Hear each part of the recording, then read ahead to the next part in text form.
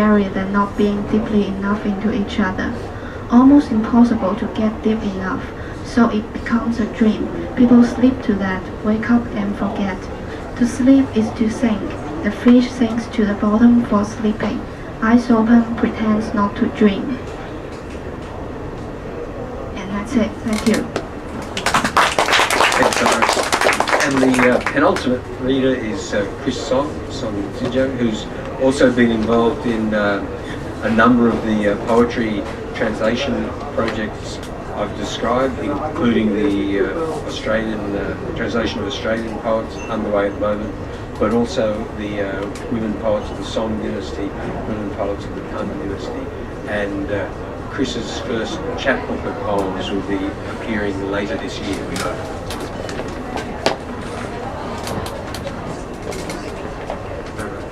Beside me, one sweet verse of spring drizzle.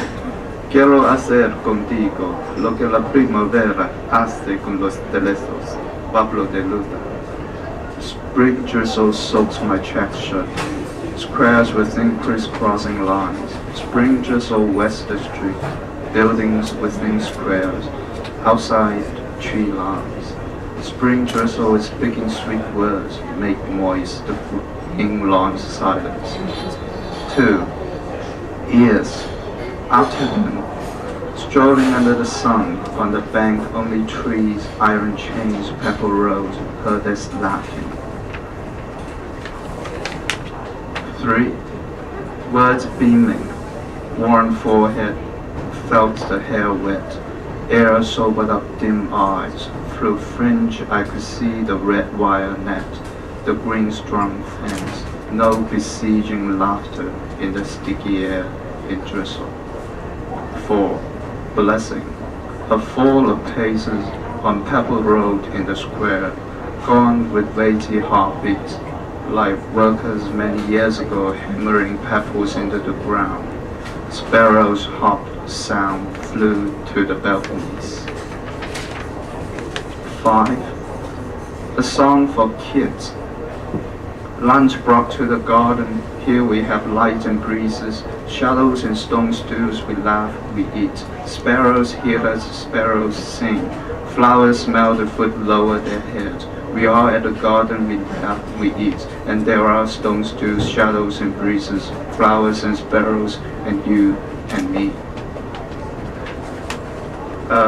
The next poem is inspired by a poem written by Professor Leung. Oh, thank you. Sheltering from the rain in Briar Glendale, 避雨南灣小咖啡店。多謝。I'm gonna read in Cantonese. 澳門雨氹仔，濃霧壓下，到了海面上，三條橋都已看不清，巴士搖搖晃晃，逐漸走到了其中一條橋上。兩邊的岸都已看不清。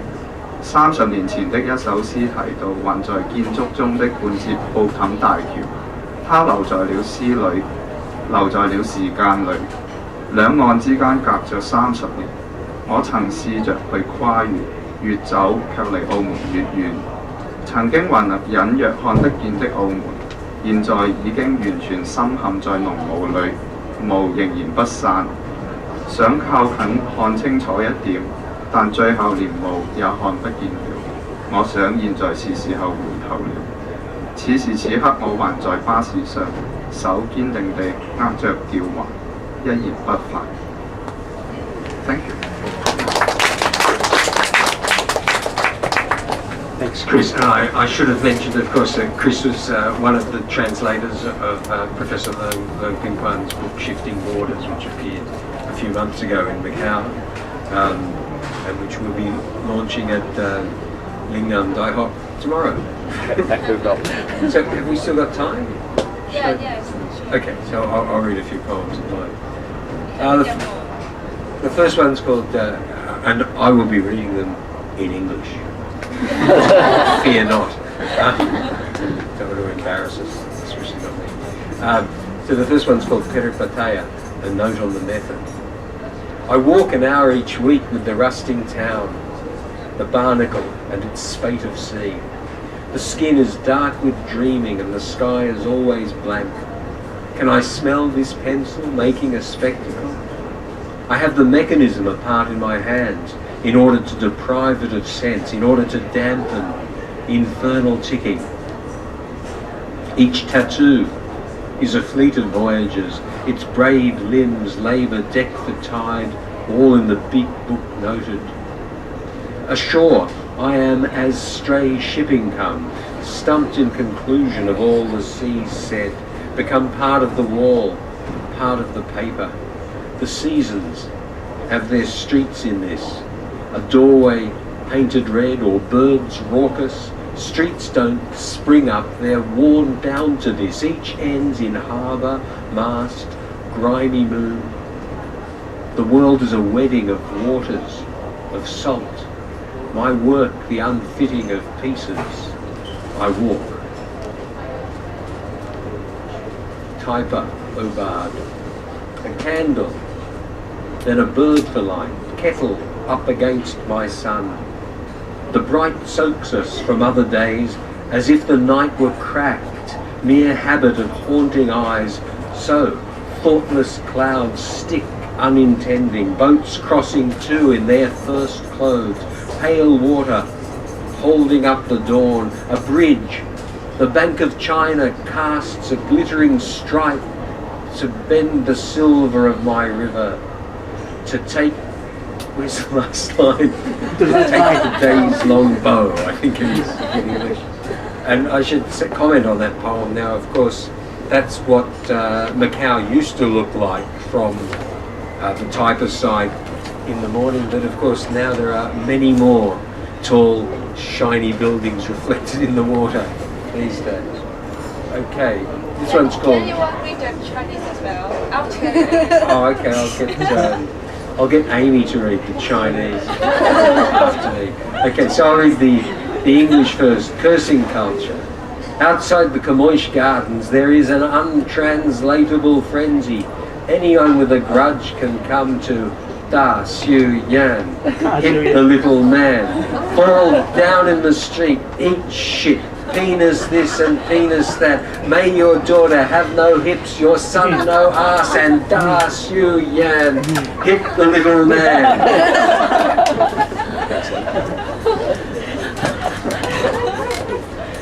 助紂的文化，在賈梅士公園門口有一種傳譯不到的瘋狂活動。任何一個心懷怨恨的人都可來到這裏打小人，打小人，仆街，食屎，屌這屌那，心裏的沒有屁股，生男的沒有肛門，打小人，打小人。 Thanks, Amy. I have a feeling she read it too fast. Needs more emphasis. Okay, this poem's called Monty Fort. I think everybody knows the fort where the cannons are in the museum. The paved hill lies in its fallen flowers. There is a temple halfway up where they've painted the moss red. Higher, the dragonflies guard air with infinite labours. From the Acropolis, the city is endless, nor is it Macau. Every country's out there, under the big top, and every year the sun defeats. Cicadas sharp in the dew-high haze, where first the breeze is apprehended. Spent breath of the tourist is mocked by those captains who sleep with the cannons up there. Wow, you can recite last. Excited. Well, I didn't think I could, but I was never tested before. So it's kind of pretty easy to test. Okay, this is a poem that I think is appropriate for how we've been feeling for the last few months in this part of the world. Benediction for summer. Blessed be breeze and long cool draught. Blessed be the waves and salt tides mock sweat. Blessed be ice and cavern and aircon. Blessed be rock with its anchor below. Blessed be the idea of beer, the picture of iceberg, the map of Antarctica, silence of snow. This is a short mystical piece. Haksa Beach, Yin Yang Music. Eyes shut, and under the birds lie the rocks. Only water can tell. It's out of their irresistible stubbornness. Each lends the other a form. On the theme of heat again, September instructions. Dream fountains under dappled light, oasis fruits, crisp cloth on table, better still, clear water in glass, unbreakable shade. Wake bathed in the heat comes hammering still till rain nails everything down. Pray for a breeze, but not too hard. Keep the bath. First thing it takes you from dreaming, reminds you to give God's thanks for the sea. It stems the heaviness of noontide. Last cleanses you for night that you might dream fountains, still water, clear glass. A museum of corruption. I've been encouraging the University of Macau does not have a museum, and I think this is really a shame. Every university should have a museum. This is a plan for building an extremely cost-effective museum. Very cheap. Very cheap.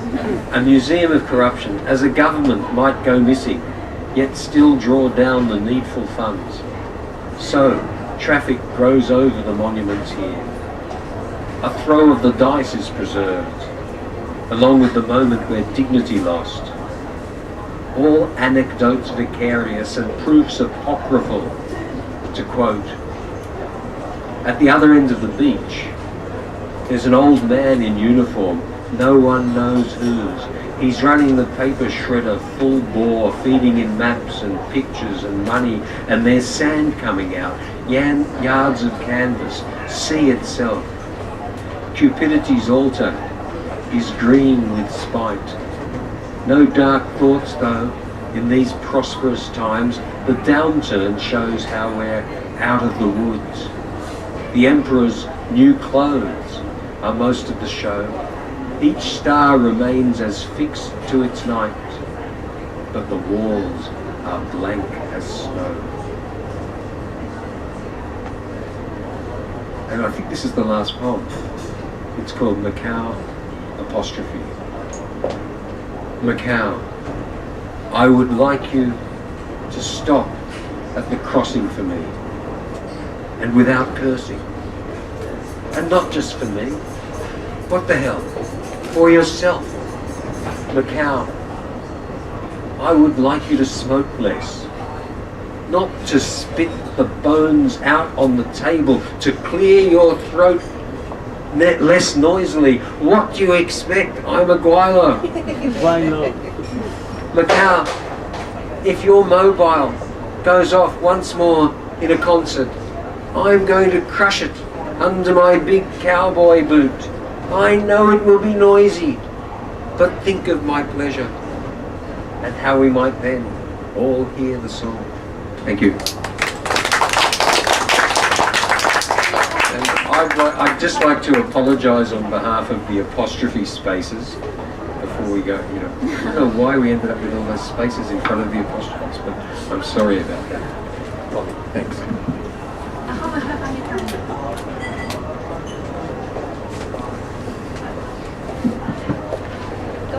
This is Amanda. She's Amanda.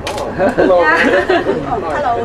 And Amanda is also from Macau. Oh. Yeah, I think maybe we can ask her. Yeah, I just the lived in Hong comment. Kong for 7 years. Okay, so I start working here. So from 7 years ago, I'm born in Hong Kong and living in Hong Kong. Sorry, no, I'm born in Macau and living in Macau, studying in Macau. I got confused. Come home. Sorry, I'm now in Hong Kong. This is a poem. This is a poem. Yeah.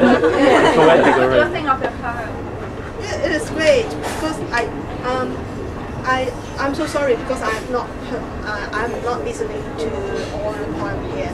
Just feel that I think it's quite true things. I remember the one about the temple. Yes. Yeah, I love the temple one, and also the one with date January 1st, and then January 1st what happening, and at the end of 12th of no, December. 31st of December. Yes, Yeah, 31st of anniversary. December. And because of the memory loss. I love this one. Enjoy. So, any other comments from the audience? Yes. What made you think of the Dasai one? What made you think of the That's Dasai right. one? Yuan. Just It's so Chinese. Can you understand Yuan? yeah, I think I was interested in bringing together the two forms of cursing that are both very important in Cantonese culture. I think so. I thought they should be in one short poem together. Because I think both Da Yuan and the other kind of cursing are very interesting and distinctive. You know, I think when you get students in English to write down an exercise I used to do all the time, write down the worst things you can say in Cantonese, but write them down in English. And the first thing they put on the list is fall down in the street.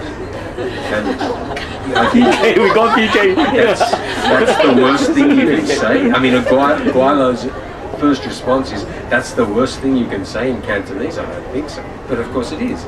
And I think this is sociologically and in other ways very interesting. I think the other curses are also very interesting and very different from anything in Mandarin or Japanese or any other, you know, so it's very distinctive culture and I think very interesting. And funny. So is there an English equivalent to those? So how would you curse worse than those? Look, I'm a very polite boy. I wouldn't say things like that in a public place with a microphone. I just make other people do it. Yeah. Especially it will be on the YouTube. But Sorry, that's Amy. what makes poetry authentic. We should. I don't think poetry should be, you know, beautiful as it was. It's a great misconception. I think it should be true to life. Well, you know, I have used the F word in a number of poems, and I'm happy to use them in context, but not And also, gratuitously. I think the Chinese translation is too polite. You mean the English one? The Chinese translation of My poem. curse culture. I think the Chinese one is very straightforward. Yes. The Chinese one is Oh, more let's- straightforward. Let's not argue about the quality of translations, as we'll be stuck here all day doing that. I think it's superb. It's superb translation. Well, at times you can see the quality of translation when you see whether there is substantial difference between the two. I'm amazed. You see, we were guessing whether the poem they were first written in Chinese or written in English. So I think the quality is. I can't remember whose translation that particular poem. Kelly's, yeah. But I think the story about that one is a lot of people. There was a lot of advice given about that particular translation, and you know, in fact, I wrote that particular book of poems, Keyam and Kanhom and Kid Kellen's Macau. I kind of made myself a guinea pig for translation, I have to say, with that particular book. So it was training for a lot of people, I think. But I think our ASM has really improved over the years in terms of translation ability. So, I guess I was one of the few who also tried to look at the translation, and not about your particular poem, but I noticed that particularly with Irish translation, it's very different. I tried to catch it, but I couldn't follow because I see there's something very interesting happening in the other language. well, they're not translation. I know they are not translation, but when they are juxtaposed together, it's particularly interesting. I wonder whether we could have one of those again and read the Chinese and the English. It makes a very interesting dialogue. It seems something ends here, but it goes on in the other side. Well, I think this really is a unique book that Iris is writing. I think it's very interesting. I don't know of anyone else who's who's I- done this dialogue across languages. When I first read the one poem by Iris, I noticed that she mentioned Anna's Nin in the Chinese version, but not in the English version, and so that was very. I noticed Nice. this creative translation. I think this one is you can see the difference very clearly in this one. Maybe you read the English and Okay, Chinese okay, so we okay. can see further. And so I read the English first. A sinking fish. The sea is obese compared with such a skinny fish, and there's no round the world in 80 days. When you don't have the time or the money, all you can do is to voyage around your room, go deeper and deeper. That's why the fish is sinking and thinking about sinking. If nothing on earth can hide away from gravity, why not just fall for it, journey to the center of wherever? Most people are more afraid of distance than depth. A long-distance relationship is more scary than not being deeply enough into each other. Almost impossible to get deep enough, so it becomes a dream. People sleep to that, wake up and forget. To sleep is to sink. The fish sinks to the bottom for sleeping. Eyes open, pretends not to dream. And then I read the Chinese version. 一条沉默的鱼。一条鱼和另一条鱼，它们之间的玄机就这样永远没人知道。翟永明，他很长时间都弄不清浴缸堵塞的原因，直到后来发现这条沉默的鱼。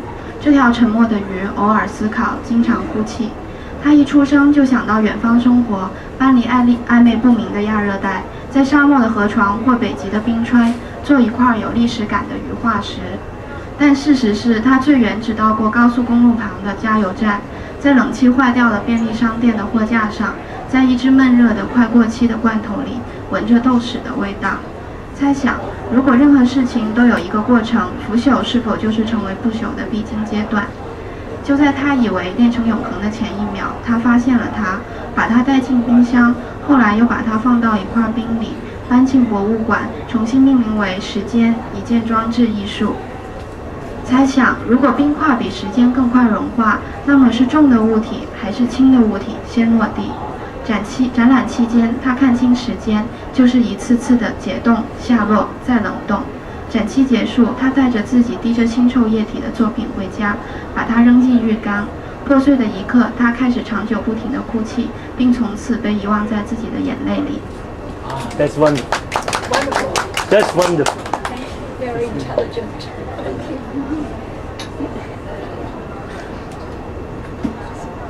So I want to explain. When I write the poem, I first wrote it in English, and then I think because